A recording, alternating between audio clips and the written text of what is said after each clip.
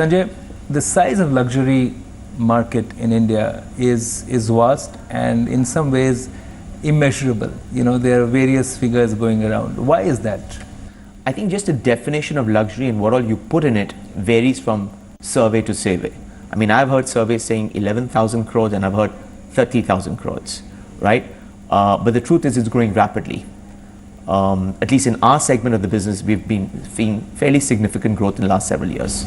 So when you say significant growth, what is your estimate of the size of the market and the growth that you see in the next 5 years? So the size of the market for, let's say, products and not including services, my best guesstimate would be about 7,000 crores.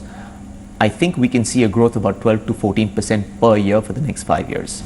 And is that also the growth that your company is seeing at Genesis Colors? Actually, at Genesis, we've had a good run in the last few years. We've been growing at an average CAGR of about 30%, which is a mixture of new stores and same-store sales growth. So that's, the growth is higher than what I'm talking about, the market growth, because we've also been adding new brands and new stores to the fold. Luxury market, as you mentioned earlier, is not welcomed by the policymakers.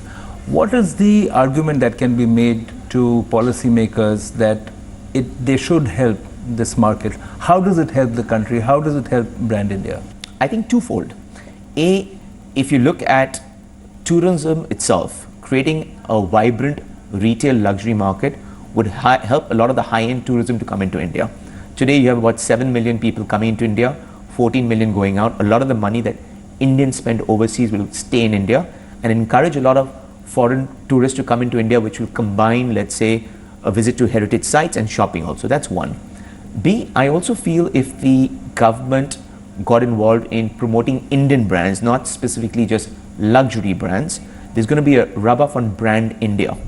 If you look at many European countries, many of them survive on the heritage of their brands. And I think they've done a phenomenal job. Take Italy as an example, right?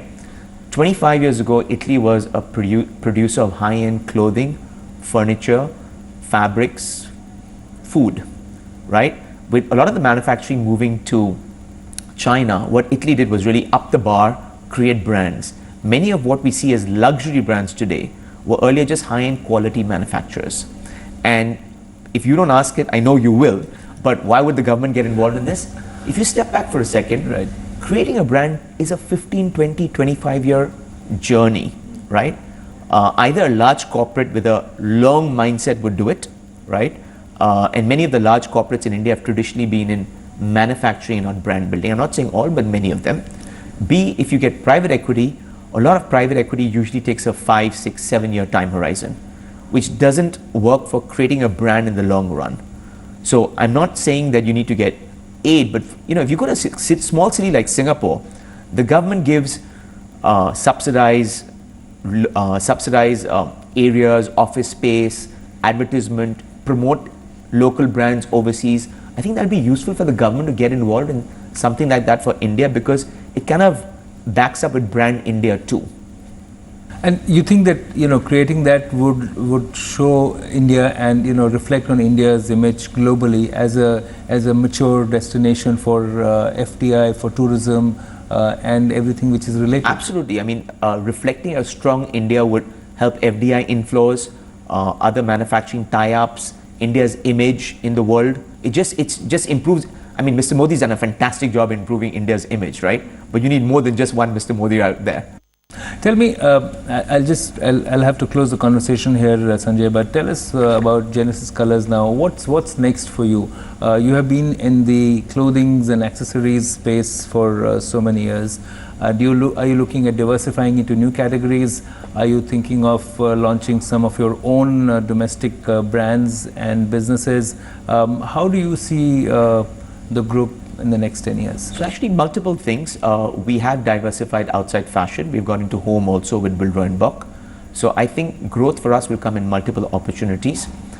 Consistently adding brands which kind of fits well in our portfolio and complements our portfolio well. Adding new categories. We are launching a cosmetic line, an in-house cosmetic line, which I can't talk much about, but that's a completely new category, completely new brand. So I think growth for us is that will be your own brand. That will be our own brand. So growth for us will come from a mixture of in-house brands that we develop in areas that we feel there's potential in growth, and adding new categories, and finally growing the existing brands with more distribution.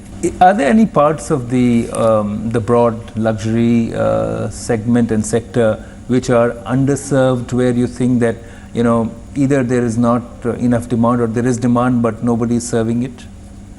I guess there'll be pockets of that in many cases, right? Okay. In many cases, they'll be met by, for example, they'll be met by unorganized players. For example, the jewelry business is a huge market. Correct. There's a huge demand, but it's really being serviced by many small mom and pop shops, right? How do you organize that? The global brands really haven't had a big They play haven't had here. a chance. Look at the watch business. It's still fragmented. In every city, you have many small watch dealers. So there are lots of opportunities that will come up as the business starts getting scale. Within that, what is driving growth? What are the sectors you see? What are the categories of products or services you see zooming ahead in this sector for the next few years? So just because we understand that space very well, I believe fashion will continue to grow very well. Okay. And that's also because there's a mindset change. If you step back, when a young girl would take her first job 10 years ago, she'd save 50% of it. Today, she's spending 110% of it, right? So there's a consumption pattern in India today, right? And I don't think that's going to stop. So for us, we're fairly bullish on fashion and accessories. Sanjay, thanks very much for joining us, and our best wishes for improved and solid growth. Thank you, Pranjal.